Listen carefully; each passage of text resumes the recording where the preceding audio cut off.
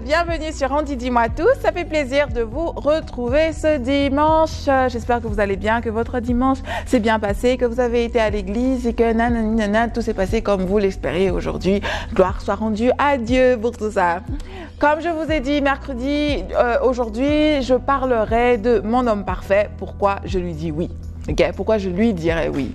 Il y a différentes raisons. Nous avons tous un idéal. Nous avons tous une certaine perfection, même si nous n'arrivons pas exactement à cela, mais quelqu'un, une personne qui serait proche de cet idéal-là. Parce que nous savons que tout le monde a des défauts. Nous parlons très souvent de la parfaite imperfection. Moi, ma définition, ce sont des hommes... dans mon cas, des hommes, hein, ou des femmes dans d'autres cas, des femmes, pour des hommes, des femmes, d'accord? Ce sont des hommes, c'est l'homme, pardon, pas des hommes, c'est l'homme avec, qui a des défauts avec lesquels je peux vivre. Le petit truc, c'est vrai que j'ai énuméré différentes choses qui me pousseraient à dire oui à un homme, mais le petit truc, le défaut que moi j'aime pas, c'est ceux qui mâchent aussi fort, qui disent bonjour. Quand tu mets quelque chose dans ta bouche, le monde entier n'a pas envie de savoir que tu es en train de mâcher. Ok, je déteste le bruit. Bref, je ne sais pas pourquoi on est arrivé là.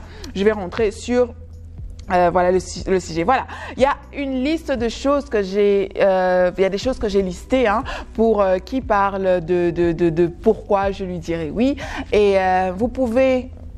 Là, en fait, je ne vous permets pas de me contredire, à moins que ce soit un sujet assez vaste, mais à chacun ses goûts, et moi je vous donne les miens. Vous pouvez énumérer les vôtres si vous voulez, mais ne changez pas les miens. Certains sont juste des détails, mais bon, quoi qu'il en soit. J'aimerais commencer par la fin, où... dans certains cas, quand j'énumérais, je me disais, mais en fait, le numéro 1 peut être le dernier. En même temps, je me disais, ça peut pas être le dernier parce que c'est la chose la plus primordiale. La chose la plus primordiale maintenant, hein, dans ce stade de ma vie, c'est d'avoir le go de Dieu. C'est que Dieu me dise exactement, oui, cet homme est le tien. C'est avoir, comme on dit en anglais, son approval. And to know that, okay, that's the man that God has prepared for me. Certaines personnes disent que Dieu ne donne plus son avis depuis qu'Adam lui avait dit, quand ils ont mangé le fruit défendu, oui, mais c'est la femme que tu m'avais donnée, nanana, voilà quoi, il a blâmé Dieu, et donc depuis c'est que, ah non, Dieu s'intéresse plus à ça. J'ose et j'aime à penser que c'est faux, même si à un certain moment, pas plus tard que le début de l'année, je pensais pareil, je commençais à me dire, en fait, je pense pas qu'il y ait l'homme du destin, en fait, je pense pas qu'il y ait un seul homme sur terre pour une seule femme, et j'ai commencé ça pendant longtemps, et dernièrement, j'étais en prière, je pensais ça, et puis je me suis dit, oh, Seigneur, est-ce que tu peux me dire, bon, peut-être qu'il m'a déjà dit, mais quoi qu'il en soit, j'avais besoin de confirmation, j'ai fait, est-ce que tu peux me dire qui est l'homme de mon destin? Alors, un esprit était en moi, mais comment veux-tu que je te dise qui c'est si déjà tu penses que ça n'existe pas? And I was like, oupsie, bon, on va recommencer. On va commencer à croire à ça et qu'il y a un seul homme pour moi sur Terre, peut-être. Et ouais, bon, bref, c'est assez compliqué. Mais, quoi qu'il en soit, c'est avoir la permission de Dieu pour entrer dans une relation. Comme on dit, des fois, on ne se connaît pas, on ne se connaît pas assez. J'ai déjà dit dans une de mes capsules, c'est que vous avez beau vivre ou être en relation avec une personne pendant 3, 4, 5, 7 ans, une fois que vous entrez dans le mariage, il y a les choses qui vont, oh, j'allais dire un gros mot, qui ne vont pas dans la bonne, il y a des choses qui ne vont pas dans la bonne direction. Alors, c'est que Dieu, lui, nous connaît, il sait exactement qui nous sommes et avec qui nous serons assez compatibles. Lui ne voit pas que le présent ou nos petites amourettes, genre quand tu le vois, tu as ton estomac, il y a des éléphants, pas des papillons, hein, des éléphants. Les papillons, c'est petit, mais ton estomac, où il y a des éléphants qui commencent à marcher et tu as des crampes à l'intérieur, là, ce n'est pas ça seulement l'amour. Il faut savoir quand je serai malade, est-ce qu'il sera là? Quand on n'aura rien, est-ce qu'on sera assez soudés? Et ça, c'est ça, seul Dieu peut le savoir. C'est pour ça, dans toute relation, quand vous commencez, demandez d'abord à Dieu, ok, avant que je tombe amoureuse de ce gars, parce que quand vous êtes comme Andrea, vous tombez amoureuse assez facilement. Donc, il faut déjà demander à Dieu avant que je me lance dans ça. Pourquoi tu croises les bras, Johan Prod? Arrête de me décourager. Moi, c'est la vérité. J'ai un cœur d'artichaut et je l'assume. Donc, c'est pour ça que chaque fois qu'il y a une personne qui entre dans ma vie, je prie d'abord Dieu. Je vais, Seigneur, oui ou non. S'il dit non, directement, c'est bye bye. Et il y a le point numéro 2. J'ai mis ça dans l'ordre pour que nous puissions enfin, voilà, ne pas tout perdre. Je lui dirais oui. Pourquoi? Parce qu'il ne dit pas oui à tout. Il y a une amie qui a parlé, qui a, je ne sais pas si c'est vrai parce qu'elle aussi elle parle des français durs là. Elle appelle les gens qui disent tout le temps oui des oui-wistes. Donc moi un homme oui-wiste, je ne lui dirai pas oui parce que j'ai un très fort caractère. Donc j'ai besoin de quelqu'un qui ait un caractère aussi fort que moi et même s'il n'a pas besoin d'être dur comme moi, mais au moins qu'il sache comment se faire respecter par moi. Parce que moi, je marche très souvent sur les pieds des gens. Hein. Je peux être assez soumise dans certains cas, mais dans d'autres cas, je peux t'écraser, frère, mais laisse tomber, quoi. Laisse tomber ça, là, ça parle beaucoup. Donc, j'ai besoin de quelqu'un qui sache me recadrer. Mais arrête de me regarder comme ça, Yohan Viré. J'ai besoin de quelqu'un qui sache me recadrer, quelqu'un qui sache...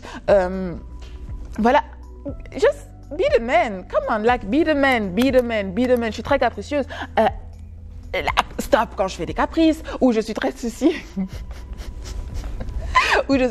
Cela ne va pas de pair pour mon père, mes frères, mes amis, des Yohan Prod. Non, là je peux faire des caprices, il n'y a pas de problème. Mais à mon homme, il faut vraiment que tu saches comment mettre, comment on appelle ça, tracer les choses comme il se doit. D'accord. Le numéro 3, pourquoi je lui dirais oui? Parce qu'il me soutient dans ce que j'entreprends. J'ai besoin de quelqu'un qui soit présente. Vous savez, j'ai eu une relation où, bon, ouais, on va appeler ça une relation, hein, où la personne elle savait comment descendre tes idées. Il y a plein de choses que je fais maintenant que je n'aurais pas faites si j'étais toujours avec cette personne-là parce qu'elle ne savait pas comment me pousser de l'avant. C'est toujours des, t'es sûr que tu veux faire ça? T'es sûr que ça va marcher? T'es sûr que...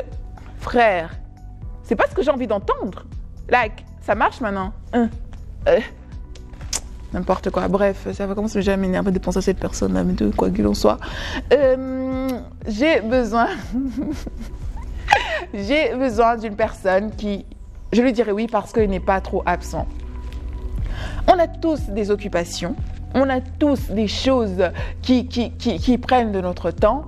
Mais quand tu es avec une personne, s'il te plaît, on ne vit pas sous le même toit. Je ne vais pas te voir le matin, je peux peut-être te voir pour toute une semaine, mais fais-moi au moins savoir que tu es présent dans ma vie et que nous sommes dans une relation. Écris-moi le matin, bonjour. Écris-moi à midi, j'espère que tu passes une bonne journée. Écris-moi le soir pour me souhaiter bonne nuit. Ou si tu ne peux pas faire ça, préviens-moi. Tu sais, je serai très occupée dans la journée de demain. Peut-être que je ne te ferai pas signe, peut-être que je ne t'appellerai pas. J'ai pas envie de t'écrire avant une réponse dans 3 jours. Frère, c'est quoi ton problème? Like... Ça sort mon côté ghetto, ce truc. Donc voilà, et aussi... Donc, quand je parle d'une personne présente, hein, je parle surtout de... Sois aussi jaloux. J'ai besoin que tu sois jaloux. La jalousie, c'est le défaut que j'aime. Sois très jaloux. Pas étouffant, mais sois quand même jaloux. J'aime beaucoup ça. Je lui dirais oui parce qu'il sait comment mettre des bornes avec d'autres femmes. J'ai horreur des hommes qui ont 10 000 amies femmes. Like, tu ne peux pas être... Tu peux regarder comme ça parce que je sais que toi, c'était ami. Avec plein de femmes. Je n'appelle pas tout le monde chérie. Je ne fais pas les jeux de malade. Je ne veux pas. Frère, tu ne fais pas ça. Je refuse. Tu n'appelles pas tout le monde chérie. Et Et puis tous ceux qui ont toujours des sœurs autour là. J'aime pas ça. Non, c'est pas question d'être possessive ou quoi que ce soit, mais il faut qu'il y ait des bornes. Il faut qu'il y ait des bornes aussi. Et puis il faut toujours éviter. Et ça, quand on batu balingaka. De tous les kakayo ou non, c'est elle qui me drague, c'est elle qui me se kakayo. Na banani nyoso kakayo. Qu'est-ce que tu as de si frère? Et puis, hein, si toutes les femmes peuvent voir ce que moi j'ai vu de spécial en toi, c'est que tu n'es pas si spécial alors. Alors je veux plus de toi. Bye. Tu m'énerves. Et aussi, il faut éviter, hein, si tu as une copine, quand tu es en train de chercher une autre copine, parce que la relation là, ça ne te plaît plus, tu n'es plus là-dedans, ne dis pas à ta future ex que c'est la fille qui te drague, frère. Ça ne se fait pas, c'est juste une parenthèse. On va continuer. Je ne sais pas pourquoi ce sujet m'énerve. Le point 6, je lui dirais oui parce qu'il est fort côté communication. Il sait comment communiquer. Parce que moi, quand je suis énervée, je ne sais pas communiquer, j'aime pas communiquer. J'aime pas perdre mon temps à expliquer pourquoi un truc m'énerve. Avant, j'étais comme ça. Et puis, je suis entrée, parce que les relations, ça vous abîme aussi. Hein. Je suis entrée dans une relation où la communication n'était pas super. Et donc, du coup, maintenant, je ne sais plus communiquer. Quand je suis énervée, I rather bottle up, mettre tout dans une bouteille et ouais. Désolée, j'essaye de faire en sorte que le micro ne dérange pas. Mes cheveux ne dérangent pas le micro.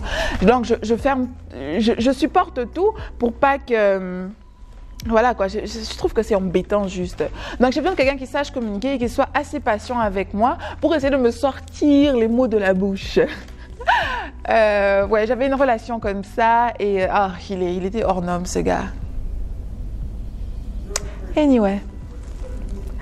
Numéro 7, il aime ma famille, sa famille m'aime et voilà, c'est tout. J'ai besoin de quelqu'un qui respecte ma famille, qui respecte ma mère, mes parents et où je me sens aussi aimée dans la sienne, quoi. Aussi simple que ça. En fin de compte, quand on épouse une personne, on n'épouse pas que la personne, on épouse la famille entière.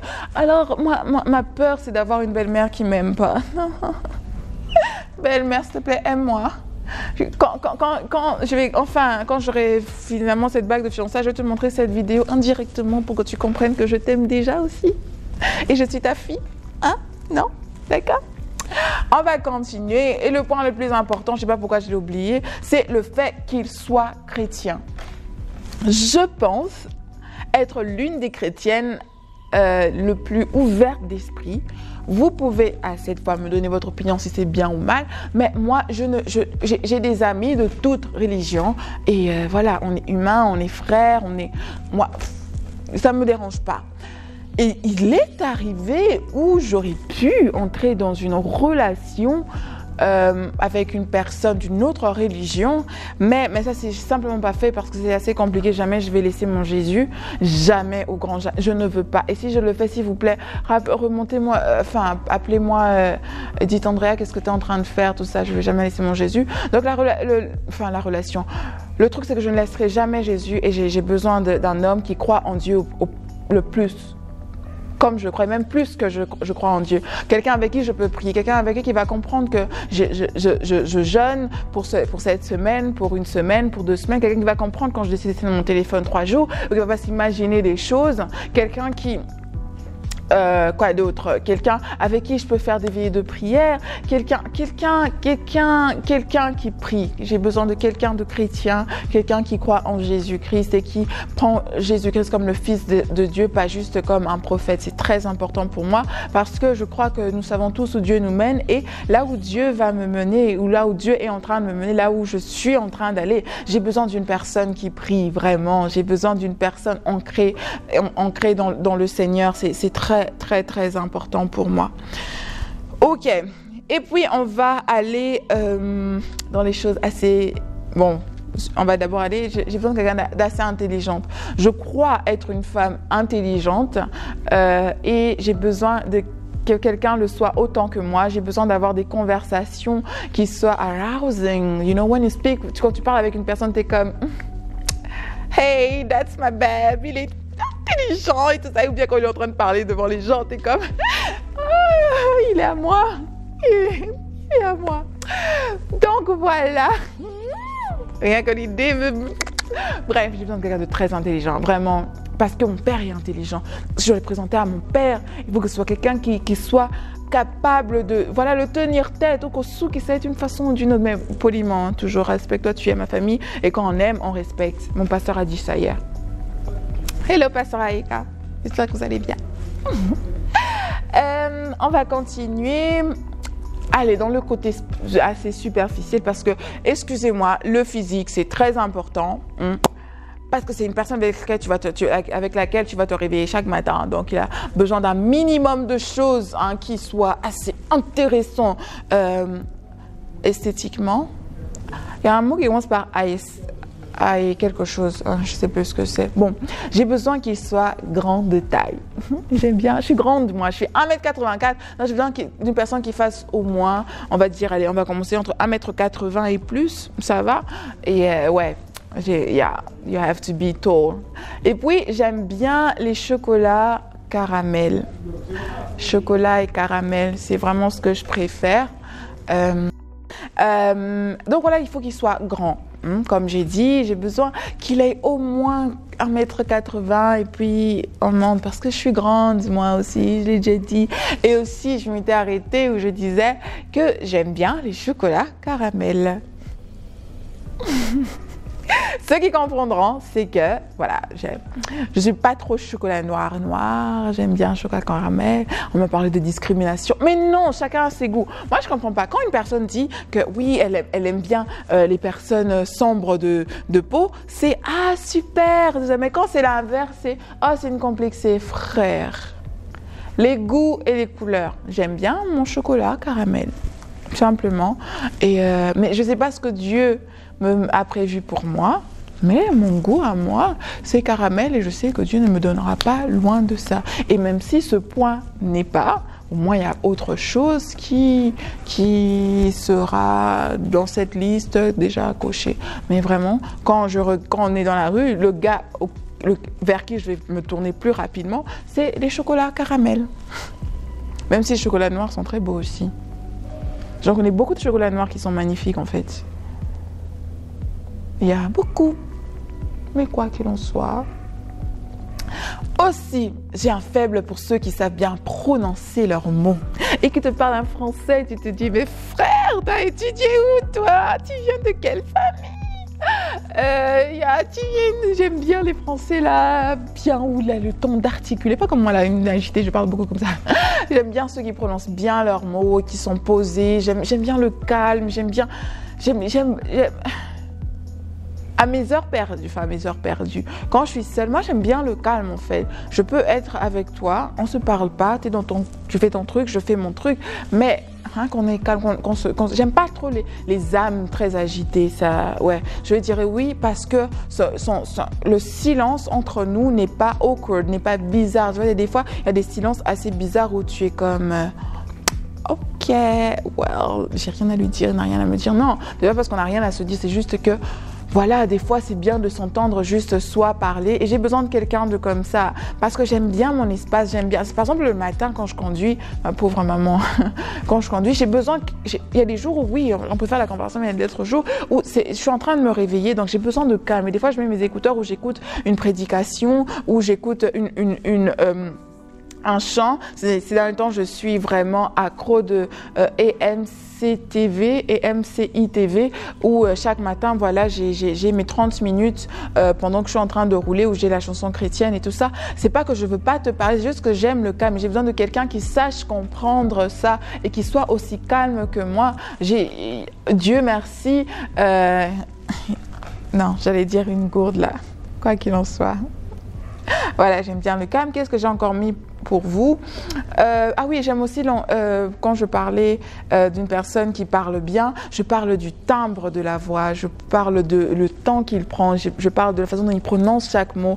Et il y a aussi un truc bizarre, c'est que j'ai vraiment un faible pour l'accent londonien quand il parle français et même quand il parle anglais. Je sais pas, j'aime bien l'accent londonien. J'ai une amie qui vient de Londres et à qui je salue, hi Noëlla, elle te parle, je suis comme oh yeah girl, say it again, dis-le encore. J'aime bien ça. Aussi, on va continuer.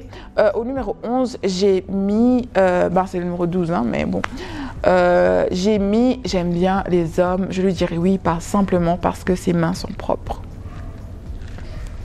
Aussi simple que ça.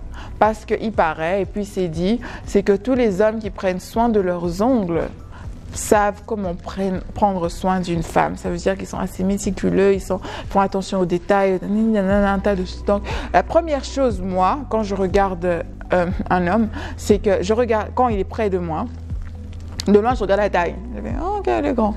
Et de près, c'est les ongles. J'ai horreur des ongles sales. Quand je regarde la main, bien sûr, je regarde d'abord s'il y a une alliance ou pas. Très important. Et puis après, je regarde la main. Il faut que ce soit une main propre. Je ne veux pas que ce soit écaillé, je ne veux pas que ce soit sec, il ne faut pas cela. C'est très important pour moi. Et puis, il y a des petits détails comme les petites odeurs ou que je ne supporte pas. Il y a plein d'autres choses.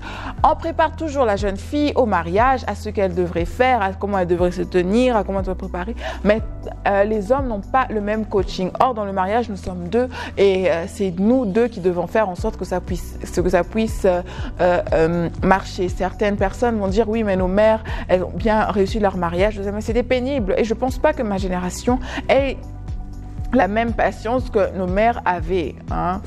Donc voilà, vous, hommes, vous avez été élevés par des mères assez modernes, vous avez reçu la même éducation que vos sœurs, où on vous montre que la femme est déjà un être émancipé, où on voit des émancipations, ça dépend de la façon dont vous voyez les choses, mais la femme est un être humain et que voilà, il y a un minimum de choses qui ont vraiment changé, comme quoi ce qu'elle pense, ce qu'elle veut est toujours pris en considération. Vous devez faire attention à vous aussi et faire attention à travailler sur le fait qu'une relation doit aller de l'avant. Ne soyez pas toujours dur, ne soyez pas toujours... ne montrez pas toujours que c'est elle qui doit se battre pour faire en sorte que vous puissiez l'épouser. Et je déteste ce truc qui dit oui, moi Cindy a ça là que Baba là, et j'aime pas ça. C'est pas parce que tu me demandes en mariage aujourd'hui que je vais absolument dire oui.